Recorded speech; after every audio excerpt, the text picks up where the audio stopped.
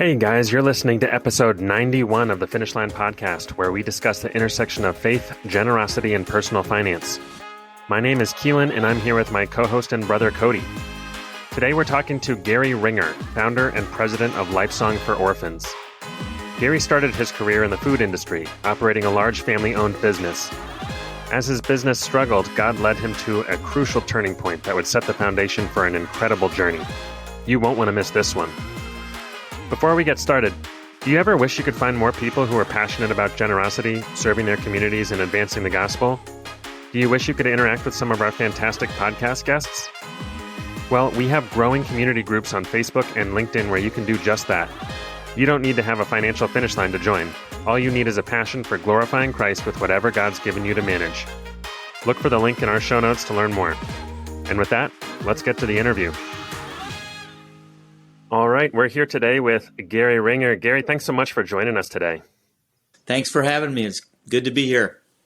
So why don't you just kick us off telling us a little bit about your background, maybe some of your upbringing, where your faith has been over the years? Sure. Yeah, I grew up in a Christian family. My dad has been my main mentor through life. Dad passed away at 97 3 years ago. Wonderful mom and dad. And dad was a lay pastor. We were living in a little town of 1,400. At that point, it was 1,000, Gridley, Illinois. And dad had a small feed business that I grew up with him in that. But I was taught from little on that the most important thing is to be converted, born again believer with a faith that is more than just words, that it's a living faith that changes everything about life. And throughout high school, I knew that, but I never really committed my life to the Lord till I was a freshman in college. And freshman in college is when I gave my life to the Lord. And yeah, I have a brother and a sister.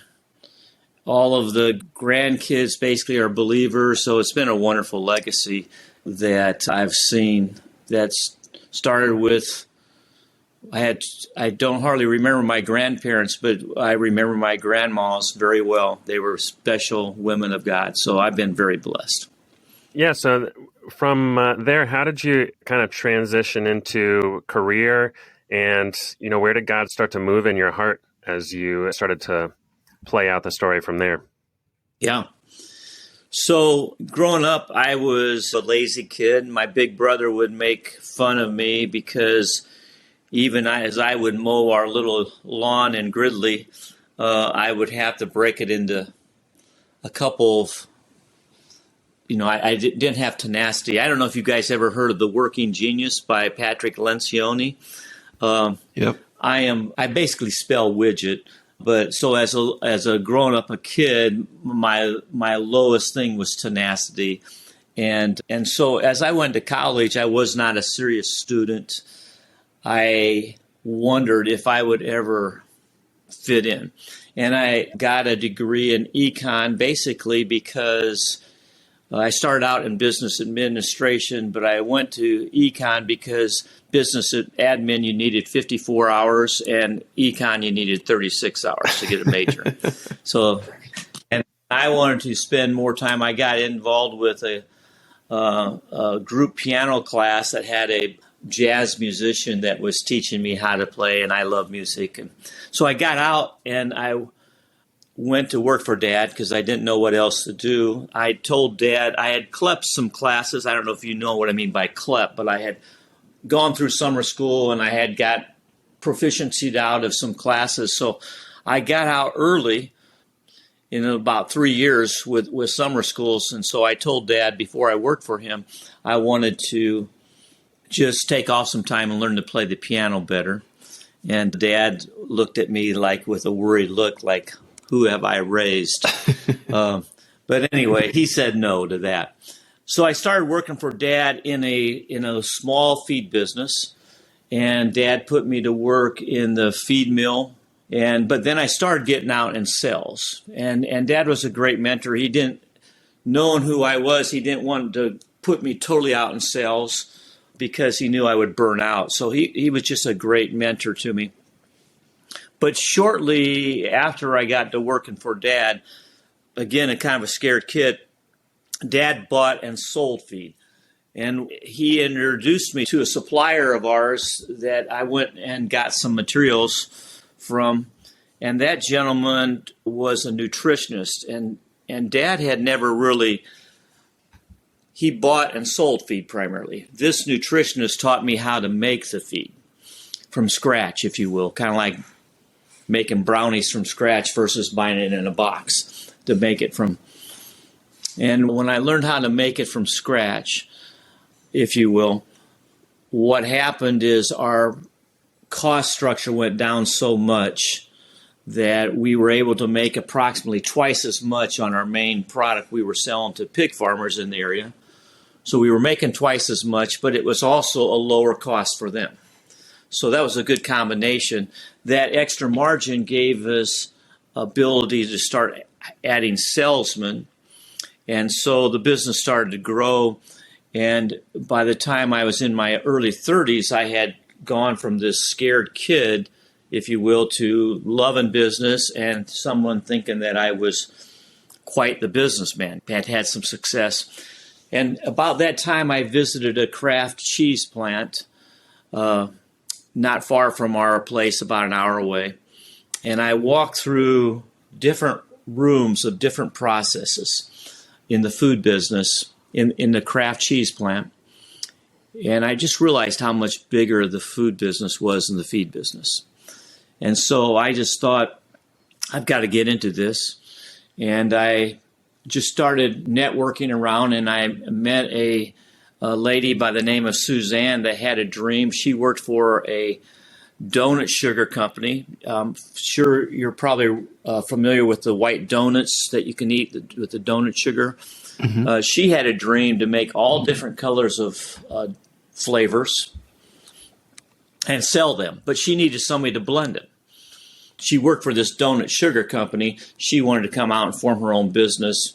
She was going to be the salesperson. She needed somebody to manufacture it. So I figured we know how to blend feed. No big deal, blending donut sugar. And so we formed a second company. The first company was Ringer Feeds. Second company became Ringer Foods. And Dad and I were at that point 50-50 in each one. Now, Dad was really involved with the church at this point, and being a lay pastor, he was the lead pastor of our church. So he, frankly, was not spending a lot of time in the pig feed business, nor was he spending really any time in the food business. He was, at this point, gave me pretty much open hand. But as we started that, I was dreaming big, and I told Marla, I'm in my early 30s now, Marla, my wife, now of 46 years. And we, by the way, have 15 grandkids. So it's been a joy. But I told Marla, we're going to get rich and retire at 40. And we're going to live the American dream. So that was my mindset. Now, Dad and I would say often that the Lord owned our business. But it was more of a mentality of, we certainly talked about it with our employees, talked about our faith. Our mindset was, as far as giving and generosity, was a post-tax tithe. That was our mentality. But I also had this goal, as I just said, okay, babe, we're going to get rich and retire at 40. And as we started that business and got into it, though, two things were happening. One is we were losing money. We were doing well in feeds, but we were losing money in foods. Two is I was realizing from a gut level, I knew this before we were going to make food, but then it hit me that we are making food. And if I mess something up with pig feed, it's not a big deal. But nobody was going to cook this donut sugar after it left our plant. And if somebody got sick, God forbid, we're going to hurt somebody. And I just started freaking out about that and got into a pattern where night after night, it was pretty much like clockwork. About 1 o'clock in the morning, I'd wake up in a cold sweat and just lie there thinking all kinds of dark thoughts, like, God forbid, we're going to kill somebody. And because it happened night after night, 1, 2 o'clock, waking up, laying there. I just got sleep deprived, and then depression and desperation came on. I remember Dad would quote Vince Lombardi, the famous coach, saying, "Fatigue makes cowards of us all." And that's the way I was. I just got into this depression. I couldn't think. My mind would just spin. I cried a lot. I had thoughts of suicide. I was never close to committing suicide. I had a wonderful wife and 3 daughters, and my faith would not let me consider that. But I had thoughts. I was just a mess. It really taught me the fine line between being emotionally well and being a wreck, because I was a wreck. So at that point, I just started wanting out. But I cried out to the Father in the middle of the night. I couldn't get a peace about quitting. I think part of it, guys, was my pride. I didn't want to fail on anything. But it was also I just couldn't get a peace, because we could have just shut that down, and Ringer Feeds was providing our family a great income. But through that, God used that brokenness to change my paradigm on business from what I say from ownership mindset to a stewardship mindset. And I basically wrote a contract with God. It was just a handwritten contract on an 8.5 by 11 that said, "Father, if you bless this Ringer Foods business," and I like to share, I did it with a business that was unsuccessful, not with Ringer Feeds that was doing well. It was, in a sense, a selfish prayer. If you bless this, we'll pay ourselves back with interest. And the contract was 8% interest a year. But then if we sell anything over and above that, will be used for ministry purpose. And that contract gave me purpose and courage to go on. And it was a life changer. But that's how I got into a different mindset on business. It was through brokenness. Yeah, Gary, I'd really like to hear what changed after signing that contract. What happened to your mindset and to your father's mindset as well? Yeah. Well, it's a good question. And I would say the first big change that happened, that has been, the contract was a game changer, but it led to this main blessing that has been my main change in life. Before the contract, I was a converted, born-again believer, and I looked to the Lord in many things. But I would say this, that prayer was more of a discipline. It was a discipline where, just like reading the Bible, but it was something I did every day. And my mindset was, when I pray, I have to fold my hands, close my eyes, and if my mind wanders, then I got to slap my hand because I got to be focusing. So compare that. Now what's happening after the contract, right outside of our bedroom door, we live out in the country in kind of along a river, and nobody's around, and we have a hot tub outside. So it's right outside my bedroom door. And about that time, I had read 2 books on prayer. One book was written, it was a group of essays that was written by early Christians. These guys were right after Christ. And as I remember, the book had maybe 30 or 40 essays, and a couple of them, as I recall, were on the Lord's Prayer. And what I noticed, or what hit me, was I had always known the Lord's Prayer, memorized it, as you guys probably have too, but it wasn't the way I prayed. And what struck me is this is the way these guys prayed. And Jesus said, the disciples said, "Teach us how to pray," and he told them. So that was one aspect. The other book was a book called Too Busy Not to Pray, and it talked about having a place that was really a great, some place that you enjoyed to have quiet time that was restful and peaceful to you. So with that in the background, what now happened is when you get into depression, and I was in pretty serious depression, you don't get out of it right away. So I've made this contract. I have more purpose in what I'm doing, but I still wake up in the morning not knowing what I'm doing with the business. And even today, when I don't have any major issues, when I wake up first thing in the morning, my mind is just typically a little bit dark. things seemed overwhelming. So at that point, I'm coming out of depression, and I stumble out of bed, if you will, to the hot tub. And I get into the hot tub, and I say, Our Father which art in heaven, hallowed be thy name. It's making me emotional. But if you will, I'm coming from a standpoint of being, okay, this is overwhelming. And then, Our Father which art in heaven, hallowed be thy name. And I had read a book by another gentleman that wrote a contract, Bill Bright, who started Campus Crusade. And he wrote a book called The 13 Attributes of God or Christ. I'm not sure. But I just got into a pattern of thinking those attributes through. And I still do that today. It's been on my lifelong pattern. And the first four are God is all powerful. He's all knowing. He's present everywhere. He's sovereign. Then the next four are He's truth. He's just. He's righteous. He's holy. And then the next four are He's faithful. He's never changing. He's love. He's mercy. And the last one, the 13th, is He knows me.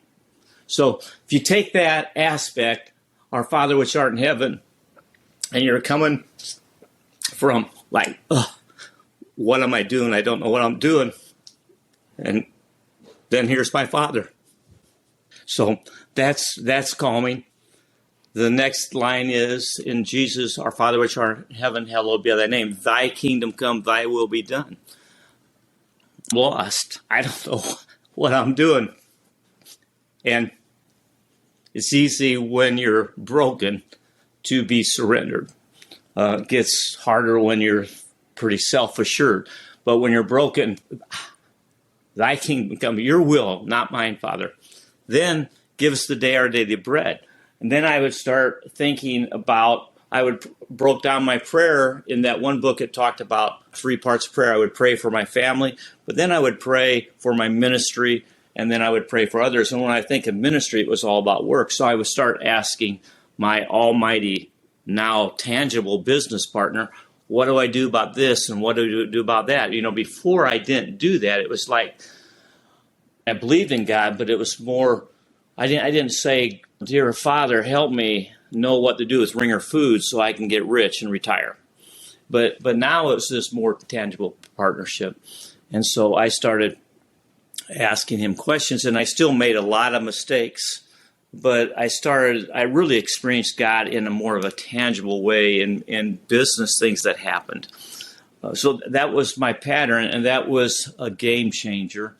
Even through the years, and forgive us our debts as we forgive our debtors. Thankfully, I haven't had too many issues, but anytime I've had to struggle with somebody, whenever I say, forgive us our debts as we forgive our debtors, then God brings that to me. So it's just been a wonderful prayer. And the key thing that I would like to say is my prayer life went from that discipline, got to really focus, to typically a 45-minute to an hour time out in the hot tub where I'm just reflecting. I'm thinking about what I have to do. I might fall asleep a little bit, but it becomes like the favorite time of my day, hanging out with my Father.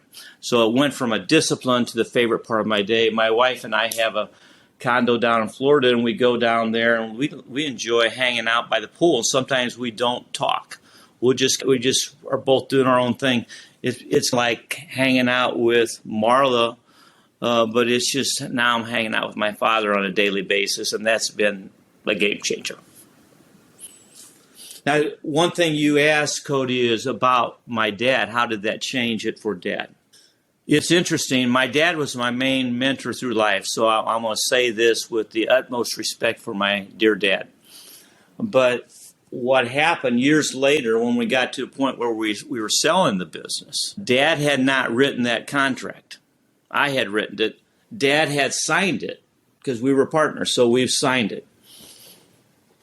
But frankly, what happened is when we got the opportunity to sell the business years later, Dad said to me, hey, if you want to give you're half away.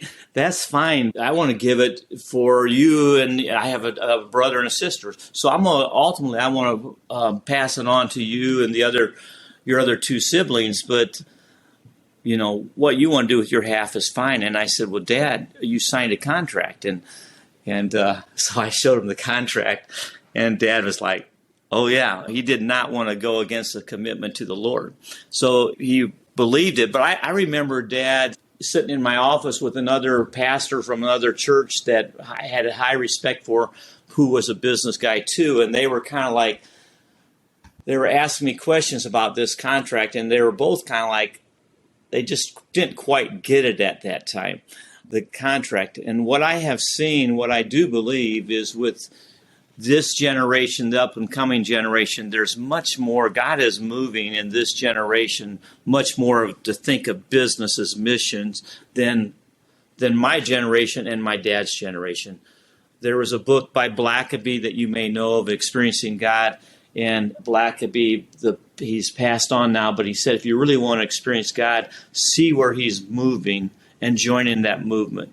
And I see God moving with Christian business owners to become more stewards than I believe happened in years past. I think it's a wave that God is creating. So I'm interested to hear a little bit more about, as you laid out this contract, years later, you're getting to the point of selling the business. And I'd love to hear a little bit more of what's going through your head at that time. Did you experience any kind of hesitation as you're thinking, okay, this is real now? And also, what are you looking ahead to in terms of, if you do plan to give that kind of a sum away, how are you even going to go about that? So what was going through your head at that time? Yeah, so first of all, I do believe that because the writing it down, even what I shared with my dad, writing it down and holding yourself accountable with other people that know it, it was never, ever a temptation for me to change that. I will say this, if we hadn't written it down, and then Dad, my main mentor in life, comes to me and said, you do whatever you want, but, I'm going to give it for our family. I would have wondered, if you know my personality, I'm very absent-minded by nature, and I would have thought, well, what did we do? What did we say? And I believe that if we hadn't written it down, that the journey would have never happened for multiple reasons. Number one, it just brought the accountability up to me. It was something my wife knew about. It was something, even as we talked about with other family members, my brother and sister, they understood. It just, the writing it down and making it official and even signing our names to it was a big deal for us, and it would be something I would highly recommend. So it wasn't a temptation at all to move away from that. It was an interesting journey. At first, the business had no value, and so it really wasn't an issue. But as the business started having a value, I then talked to my accountant friends that we had worked with for years, and they were Christian guys, good guys, and I said, how do we give this business away? And they basically looked at me a little bit like a deer in a headlight, like, what do you mean?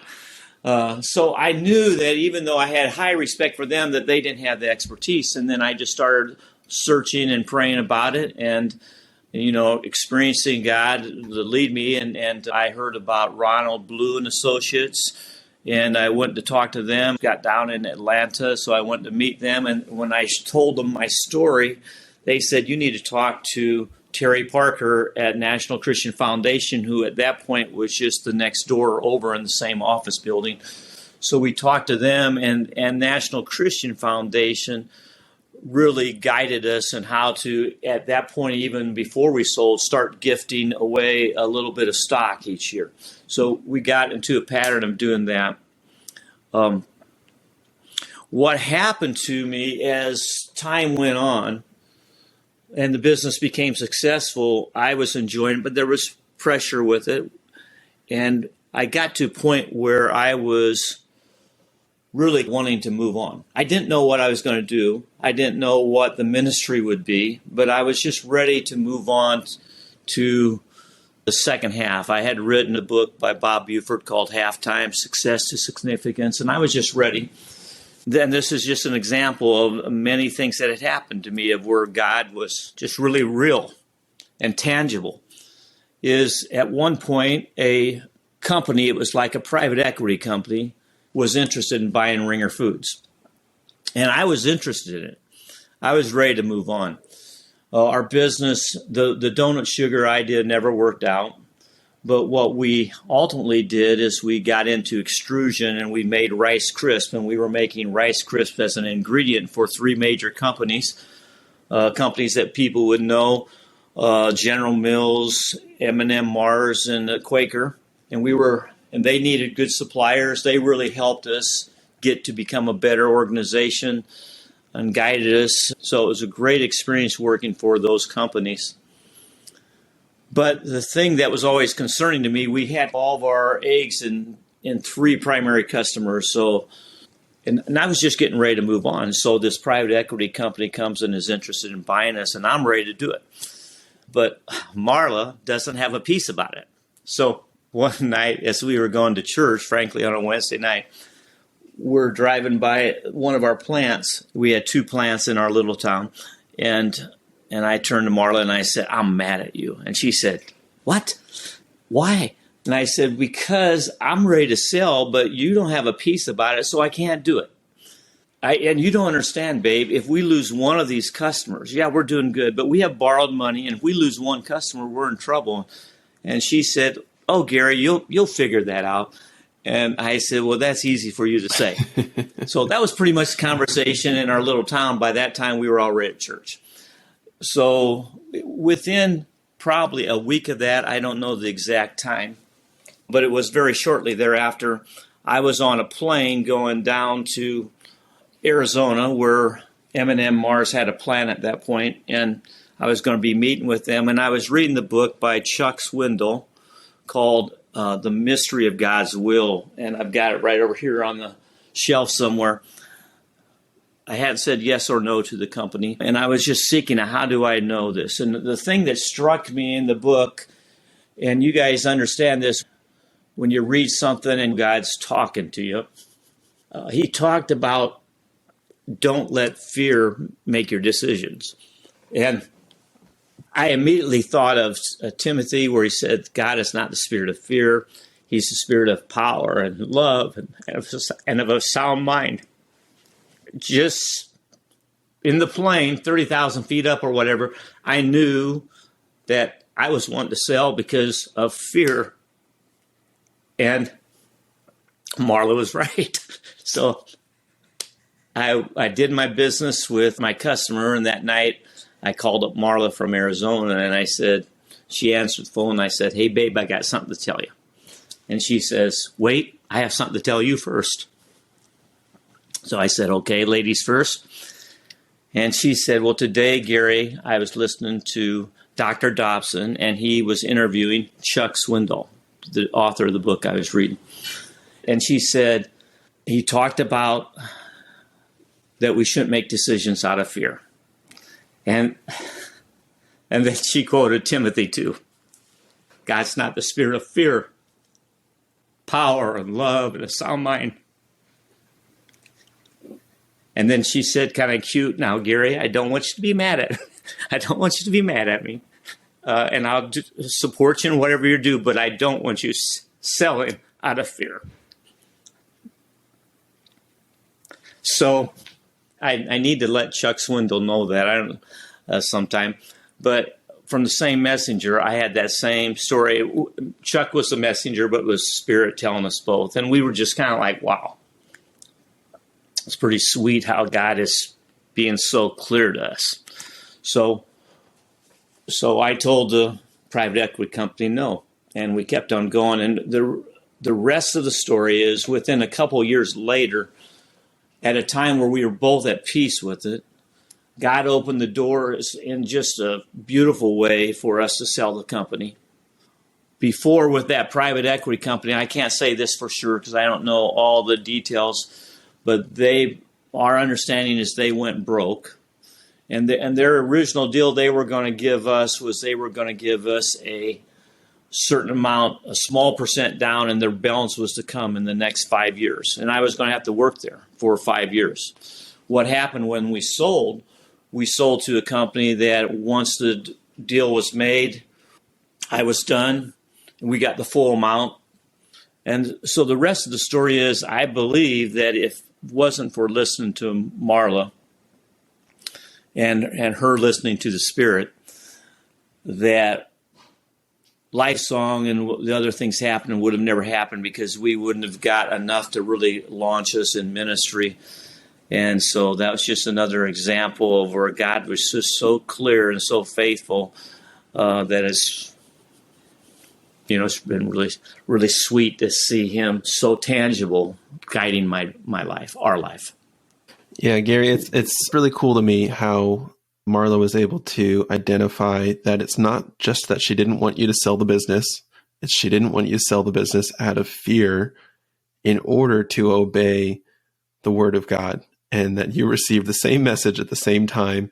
And just at the 11th hour, when you were ready to sell and move on to the next chapter, and it has resulted, that obedience has resulted in something beautiful that I'd love to hear the inception story behind Lifesong. How did you go from selling the business to what you're doing today? Yeah, so what happened is when the Lord opened the door and we did sell it, that happened in 2002. And I'll just tell you a quick story there too. What happened is we had gotten to the point where we were at peace that we were going to maybe sell. And I've met with a consultant who basically, in this meeting, and it was on a Tuesday, the meeting, we talked about one of 4 options, because he knew the business we were in. He had 3 people in mind that he thought potentially might be interested in buying our company. But we talked about another option, and that option was if I got a partner, because I had somebody in mind that maybe would come in and be basically the general manager of it, and would be a part owner, and then that would give me freedom. So one idea was partially sell the company and have a partner, and the other was to approach one of 3 companies to sell. So we mutually agreed that I would talk to the potential partner first. And I met him. That was on a Tuesday, and already on Friday I met him. And I remember coming home just knowing in my gut it wasn't right with this, and that I was going to pursue selling. I just knew I didn't have the peace, and it just didn't fit. So I know exactly where I was. I was coming off the Tawanda exit, 10, 15 miles from home, and it was a Friday afternoon, and I checked my voicemail, and the voicemail said, "Hello, Gary. My name is," and I'm forgetting the name of it, but he said, "I'm from Kerry Foods." Kerry was a company that one of the companies we talked about maybe selling to. "And you don't know me, but I know of you, and I'm just wondering, would it be okay if we had dinner sometime?" So that's all I knew. But it was a Friday, probably about 5:15 when I got that message, and I went home and I told Marlo, if this is Kerry calling us, thinking about buying us, that they're one of the companies that we thought we would approach. Now, if this them calling out of the blue, this is pretty amazing. And so talked to Marla, talked to Dad, and we just thought, sounds like this may be a God thing. But I didn't know who he was. Well, I called him on Monday morning, and I found out he was the CEO of Kerry North America. They're an Irish company, and they were a large company. And he was, in fact, interested in buying for us. So we went up there within a few days. They were from Wisconsin. We met halfway in between. We basically talked about it. Within a week, we met again, and we had a handshake deal. We did a little bit of negotiating. And that Friday was Halloween. And by the 1st of February, the deal was closed. So the Kerry people said they had never gone. It was probably one of the quickest and smoothest things they had ever done. And so it was we just had this peace that just the way God opened it, again, in a very unusual way, that this was supposed to happen. And then I talked to a mentor of mine, and I said, what do we do with this money? And he said, don't just give it away. Get involved with something. And I mentioned before Bob Buford's book, Halftime, and From Success to Significance. And that was his basically message in Halftime. Use the skill set that you have for something more directly involved with God's kingdom. And so Marla and I just started a daily prayer. And of course, I had my hot tub experience. And so it was just a daily thing, not a big deal, but we just a daily prayer and then testing the spirits. How do we have peace about this? What do we do? And we recalled one of the things we just talked to some people about orphan care and what had happened to us probably maybe 6-7 years before. I don't know the time, but it was after things were going smooth. In our church, we have a morning service, and then we eat lunch together, and then we have an afternoon service. And she had gotten to know a gal. One of her friends there was a younger married lady in our church by the name of Marie. And at one point, and this again is 5-6 years before, Marla came home and she said, Gary, it's just not right. They're wanting to adopt, but they're really struggling with the high cost. And she said, money should not be the reason a child doesn't have a home. We need to help them.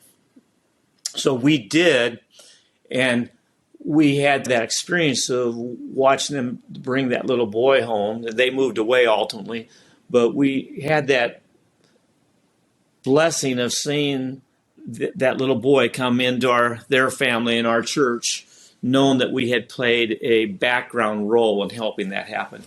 So that was one of the things that God brought to our mind, along with scriptures like, James 1:27, lots of scriptures that talk about God being the fatherless. And so it made sense to me from a business mindset of it's costly to adopt, but then once you do, there's no cost because the family takes care of raising the child.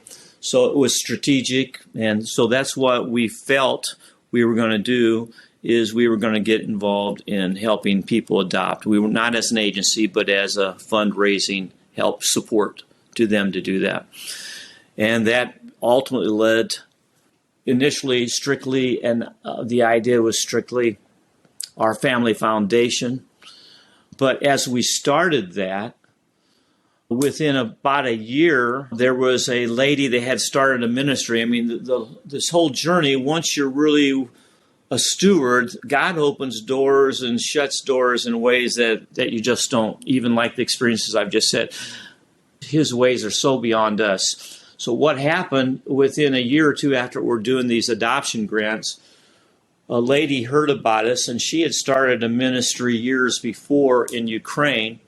She had a young man in Ukraine that had a big vision, and she had been praying about God bring her somebody that could take over the ministry.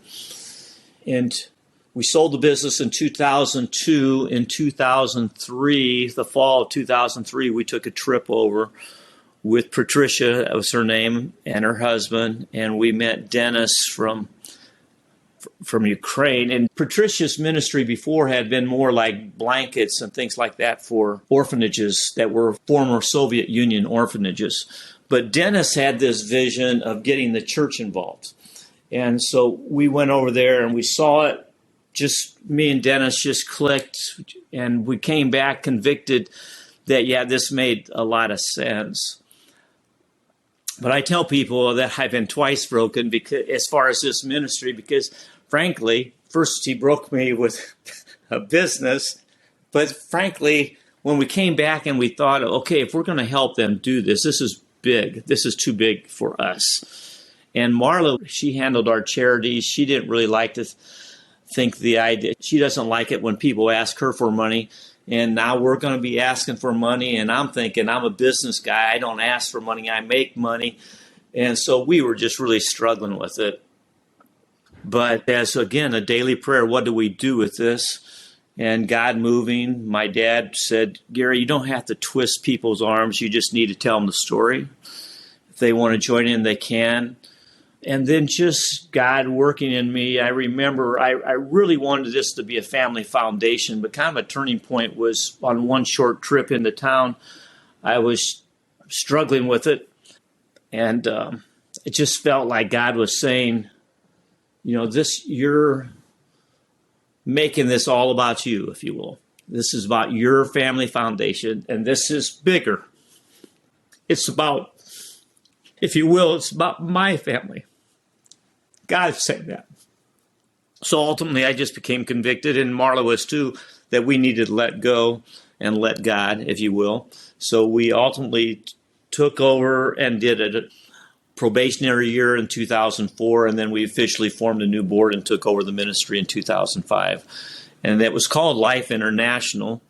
And within a few years, as that started to grow, there was another Life International that asked us to change our name, which we were happy to do that. We then changed it to Lifesong for Orphans, with the idea we're trying to create a life with song and joy for orphans. So that's how we got into Lifesong. What I love about that story is it's just like you alluded to, it so perfectly parallels the giving up of control that God drew you through in the whole process you went through with your business.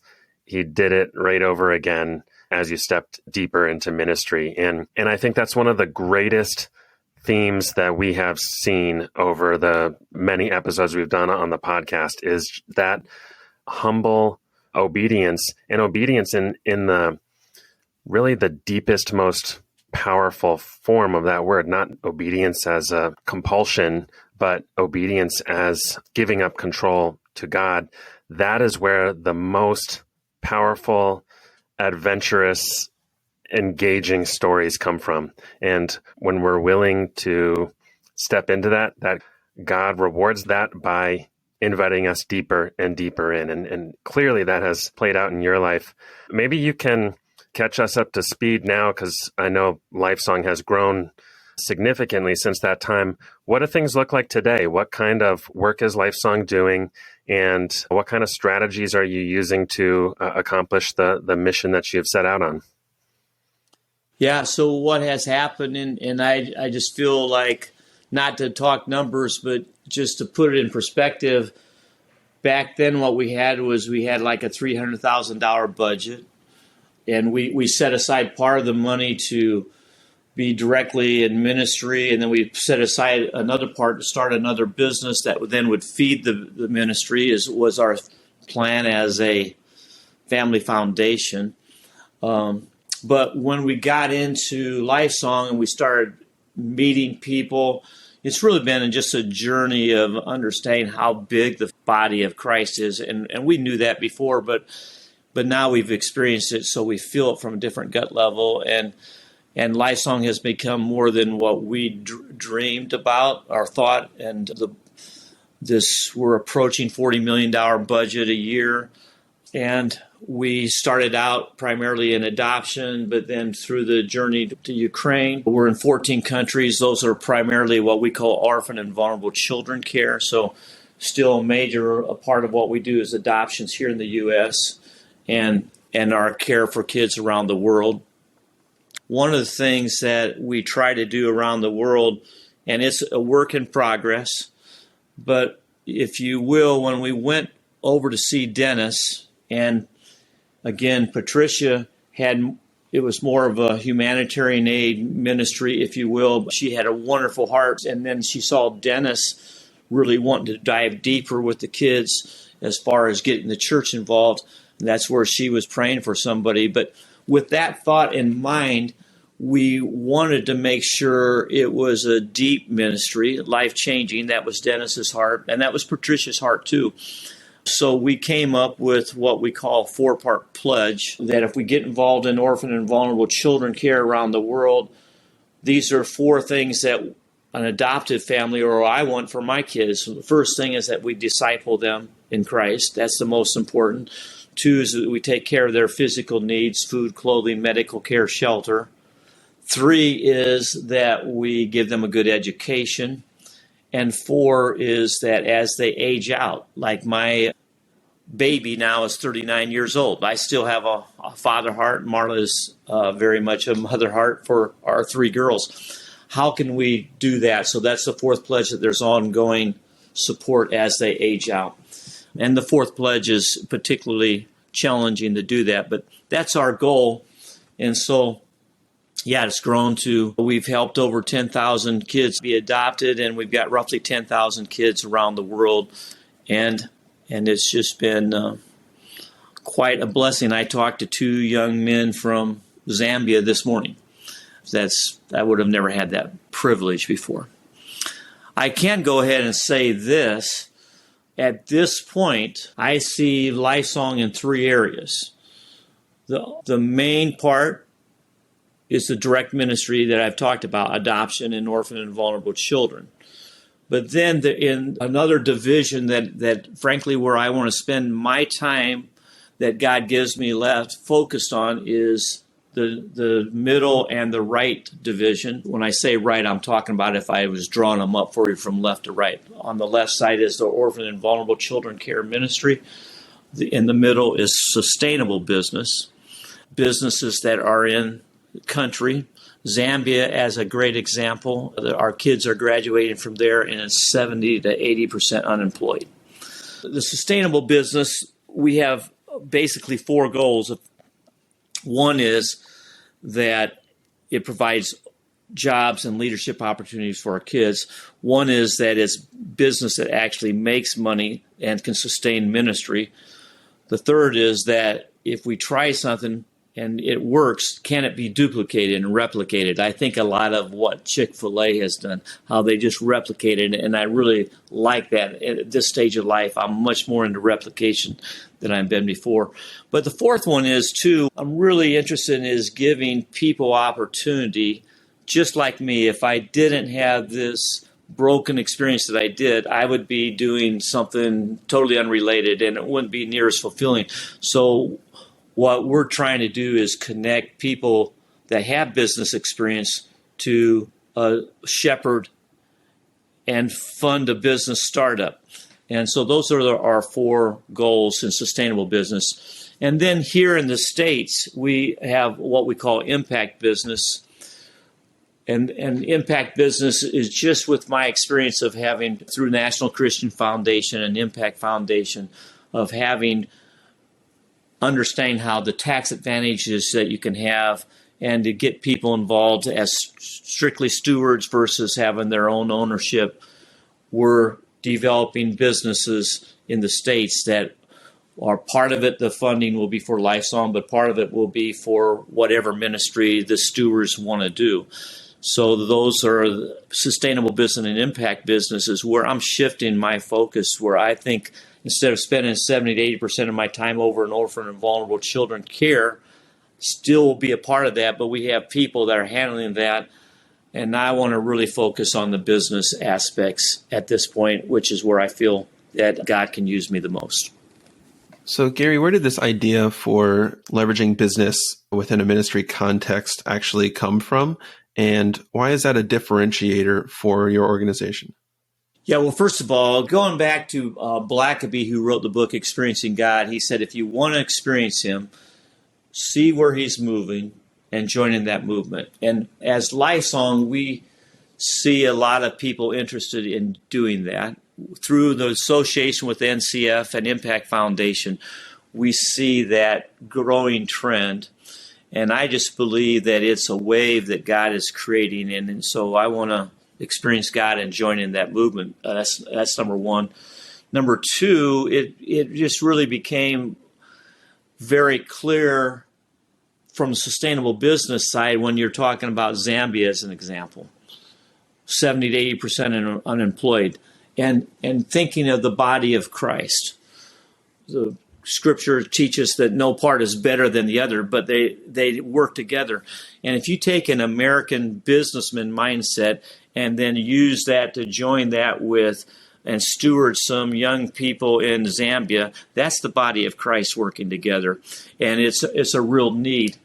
And in addition, we have a counselor that is at Moody. He's a professor from Moody Bible Institute, and his focus there is intercultural disciplines. So he sees a growing trend, and we see it too. For instance, in India, there is much more openness to outside business coming in than there is for an NGO coming in and teaching Christian values. So there's this opportunity to use business to not only reach the kids in a deeper way, because it's not just Sunday, you're with them as they grow up. So it's an opportunity to continue discipleship from what happened in school. But it's a growing trend for the reasons I've mentioned that I feel God is really moving. And I would just invite any listener who is interested in experiencing God to contact me. I'd love to dream with them how they might be able to be involved. On impact business here in the States, early on when I was struggling with getting people to give money to us so we could help, and part of it, again, maybe came from pride, but as my dad had said, you don't twist anybody's arm, just ask them to join in.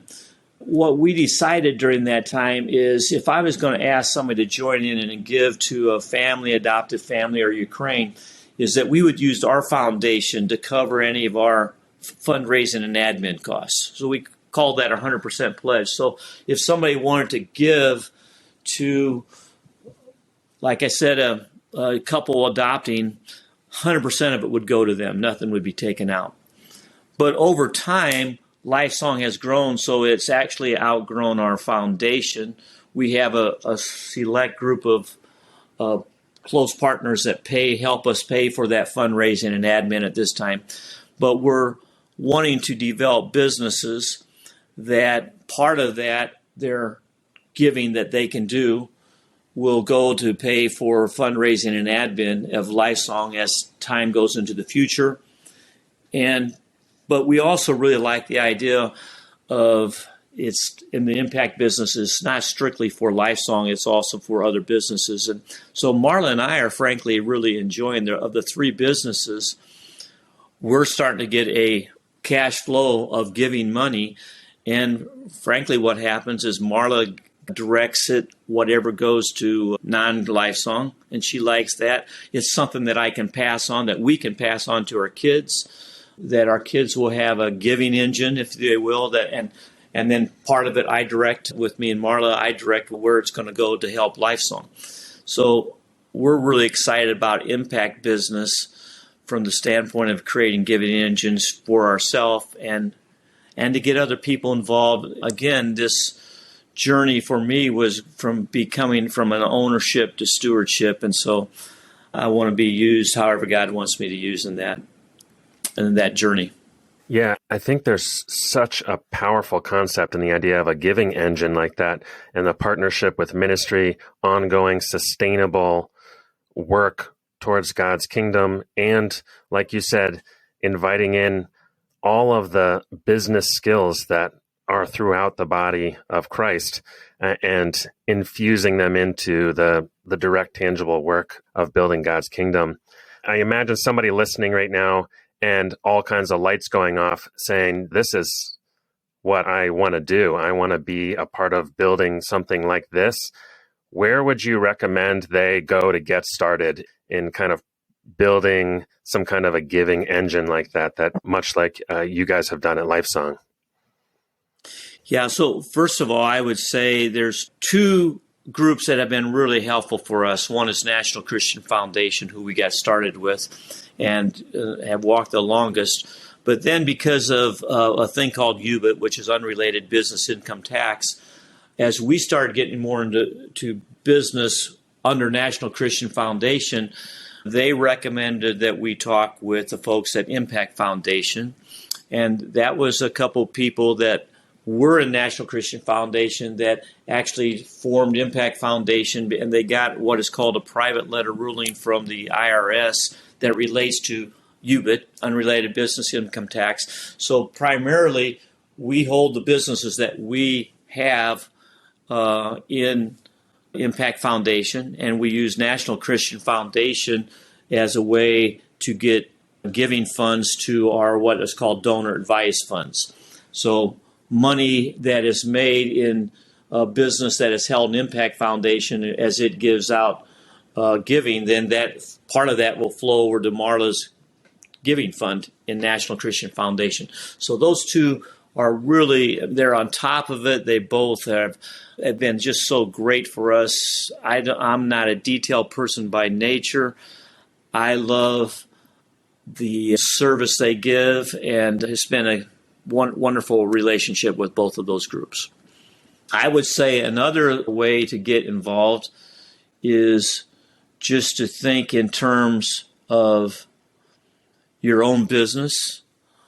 If you have a business that's making money, what I was taught was you can start in this process by giving stock away. And again, National Christian Foundation or Impact Foundation can guide you how to do that, but you can do that in step-by-step process. Well, I would say from an impact standpoint, get your people more involved in discipleship. That's an ongoing thing that I wouldn't say that we are real good at yet, but we're growing in that. It really helps when a company, though, if your employees know that the primary purpose, in our case, is for Lifesong.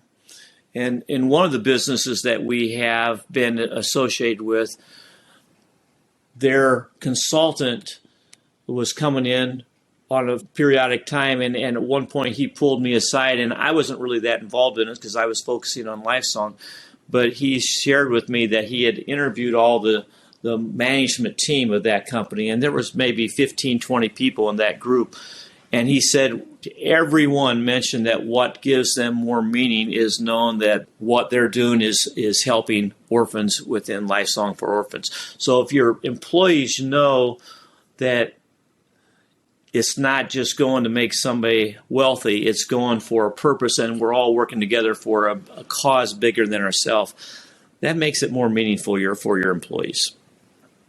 And then I would throw out this that is just feel free if you ever think you would want to be involved in other countries. We can be a connector, whether you work through Lifesong or not.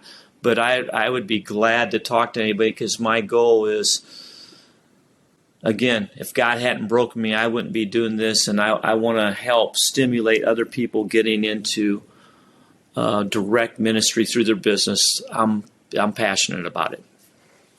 Gary, where can people who are listening learn more about the work that Lifesong is doing, both with caring for orphans and also with some of the stuff you're talking about with this business mindset being applied in a ministry context?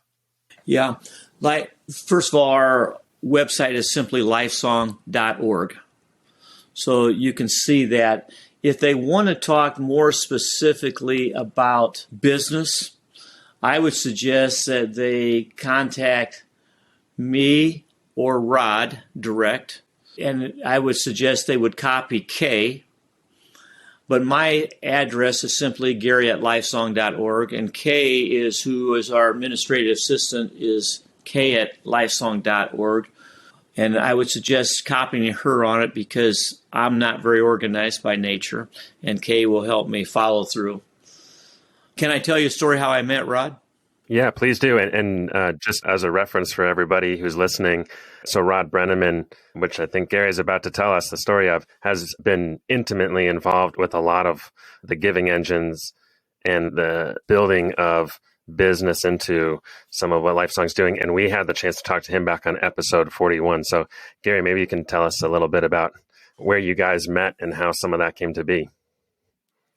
Yeah, so again, when you get into being a steward, God is an almighty door opener. And at one point early in the journey, I had another business that was a pig business, genetic business. And as in numerous of my ideas, because a lot of my ideas don't work, it was struggling. It was doing somewhat okay, but it was really struggling. And then we got an offer to sell it. At that point, Marla and I remember, we're down in Florida, and we had roughly 2 to 3 weeks that we were supposed to get back to this company and say, do we want to accept the offer to sell what we called Ausgene? It stood for Australian Genetics. We had imported some Australian pigs that I thought was going to change the swine industry, that I thought were just great. And the reality is 5 or 6 later, it was limping along. So we had this opportunity to sell Ausgene, but I was struggling. It wasn't a great offer. It would not totally overcome all the losses, but it would definitely fill in the hole a little bit. But the thing that came to mind as I was down in Florida was there was a company called Seaboard Milling that was a big integrated pork production company that were testing our genetics. And if they felt like their genetics would really work, it could have been a game changer for our little company, Ausgene, because they would become a large customer. And probably, I'm guessing here, 6 months or so before, I had been out and visiting. They were from Kansas City, and I had been out visiting them with our guy that was leading Ausgene. And we ate out that night, and I had remembered there was like 8 people, I think, 4 on each side, sitting at a meeting as we ate dinner. And it was just the Spirit reminding me of this guy. I didn't even know for sure his name, but I was pretty sure he was the leader of Seaboard Milling. And I just had this gut feeling that I thought he was a Christian, but I, again, kind of remembered his name, but I didn't know for sure. So I just told Marla, I don't know if it's appropriate that I reach out to that guy, but I'd kind of like to talk to him before we accept or reject this offer to buy the company, because they could be a game changer. But I don't know if it's appropriate if I even reach out. So we're both kind of praying about it, and we're down in Florida, and within the week, then we're going home. And we're in the Fort Myers Airport in the line, and I literally turned to Marla, who is right next to me, and I said, Marla, he's right in front of me. And there was one person between me and Rod. And with all my experiences that I've shared, I just felt this is another divine appointment. And so we went through security. I saw him sitting down at a gate, which was different than my gate. And I went up and introduced myself and got his name and contact information. And then I just sat on it for a couple of days just to pray about and reflect. But then I basically wrote him an email and told him what I've just shared and said, would it be all right if I came out to Kansas City and talked to you about this? And then Rod wrote back and said how he is a believer and that God works in mysterious ways, and he would be glad to meet with me. So I went out there, and he basically said he didn't know what was going on with the test. He wasn't that close to it, but he felt like his advice was, when we're in genetic business, that it was really taking more capital, more money than what we had to do it well. And so that was his general advice, which I took, and we did sell the company. But then we got into, he started asking me questions like, how much is enough? And asking me questions about my journey.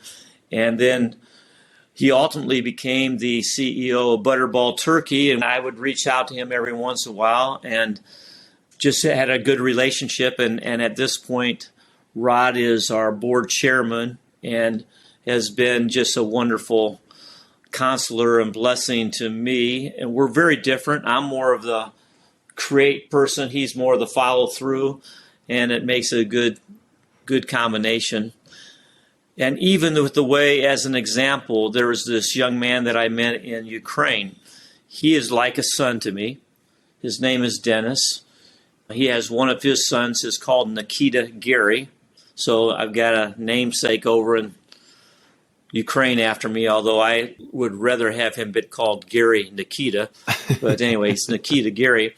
But what has happened is Dennis is like a son to me, but Dennis has become quite a businessman, and Rod is his main mentor. So Rod is meeting with Dennis almost on a weekly basis. And that's the type of thing that I love to stimulate, is Rod now has had that relationship. I want to replicate that. And over and over with people that we have. We've got lots of young men and women, particularly in Zambia now, which is our main focus, and Uganda, that I would love to be a connector like I was with Rod. Yeah, it's certainly always incredible how God weaves all these stories together. He's got the whole plan in mind. And, if you're just willing to take one step ahead of those divine appointments like that, then the rest is history. Well, as we get to the end of the episode, I wanted to leave some time for our Manager's Minute. So we like to end every episode with just a practical action our listeners can take to step into their role as stewards and manage God's wealth wisely. So, Gary, do you have a suggestion for our listeners today?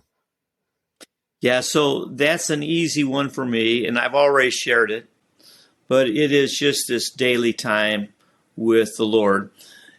And I love the Lord's Prayer for the reasons I've said, but I will do that daily, and I go out there and give us today our daily bread. That's the time where I just reflect, and I bring up business issues with my almighty business partner.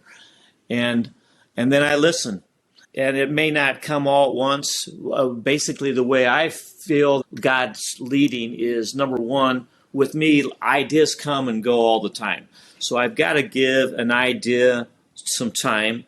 I need to bathe it with prayer as I go in the hot tub. So I bathe it with prayer over time. And then with the combination of time, counsel from other godly men and women that I trust, I look to having a peace about a direction. And if I get that peace, then I move on it. And I'm willing to take risk. I don't want to be taking a big financial risk, but I do want to always be willing to take risk. I think a faithful steward, where Jesus said, "You have been faithful in little." In that parable he told, you've been to the faithful steward, the one person he gave in the parable that gave talents to, buried it. And he was very hard on that. But to the other two that grew it, he said, you've been faithful in little, now be faithful in much. And if you seek God, bathe it with prayer, have a peace about it, then go forward and take some risk. And it'll be an exciting ride for you. And actually, I'm going to maybe share this poem that you can use or not, but I'm going to just share something with you. To me, if you do that, if you really talk to God about your business in a very personal, expectant way, give it some time, then be willing to take risk. And this author is unknown, but this has been the story that I've been really enjoying, and it's called Living the Adventure. And it says this, it's again a poem by an author unknown. When I met Christ, it seemed as though life was rather like a bike ride. But it was a tandem bike, and I noticed that Christ was in the back helping me pedal. I don't know just when it was that he suggested we change places, but life has not been the same since. When I had control, I knew the way. It was rather boring and predictable. It was the shortest distance between 2 points. But when he took the lead, he knew delightful long cuts up mountains and through rocky places at breakneck speeds. It was all I could do to hang on. Even though it looked like madness, he said, pedal. I worried and was anxious and asked, where are you taking me? He laughed and didn't answer, and I started to learn to trust. I forgot my boring life and entered into the adventure. And when I'd say, I'm scared, he'd lean back and touch my hand. He took me to people with gifts that I needed, gifts of healing, acceptance, and joy. They gave me gifts to take on my journey, my lures and mine, and we were off again. He said, give the gifts away. They're extra baggage, too much weight. So I did to the people we met, and I found that in giving, I received. I did not trust him at first and control my life. I thought he'd wreck it. But he knows bike secrets, knows how to make it bend to make sharp corners, knows how to jump to clear high rocks, knows how to fly to short and scary passages. And I am learning to shut up and pedal in the strangest places. And I'm beginning to enjoy the view and the cool breeze on my face with my delightful, constant companion, Jesus Christ. And when I'm sure I can't do any more, he just smiles and says, pedal. So that's been the adventure. Yeah, that is such a beautiful picture of really a lot of the life that you have led, but also the life that all of us are called into if we will simply trade seats, like you said. Yep. Well, Gary, thanks so much for taking the time to join us. This has been a fantastic conversation. So grateful for all that God has done in and through you, and excited to see what's coming next around the bend. Yep. Well, me too. Hey, it's been great being with you. Appreciate your faith and what you're doing, getting the word out for many on not just my story, but lots of stories. And it's the body of Christ all working together. Hey, thanks so much for listening to the show, guys. If you want to find any references or links from today's show, you can always find them in our show notes at finishlinepledge.com/episode 91. Before we finish up, I have a quick question for you. Have you ever stopped to answer the question, how much is enough? A financial finish line is designed to help you do just that. Our 90-day Finish Line Pledge breaks down the process into 3 easy steps. Step 1. Define how much is enough for you and your family to spend in a single month, and use that as your monthly spending budget for 90 days. Step 2. As God provides money to manage, set aside any margin outside of your finish line into a separate bank account. And step 3. After 90 days, explore the million ways you can use the margin you've set aside to create joy, purpose, and impact in God's kingdom. Want to learn more? Check out our website at finishlinepledge.com. That's all we have for today. We'll see you next time.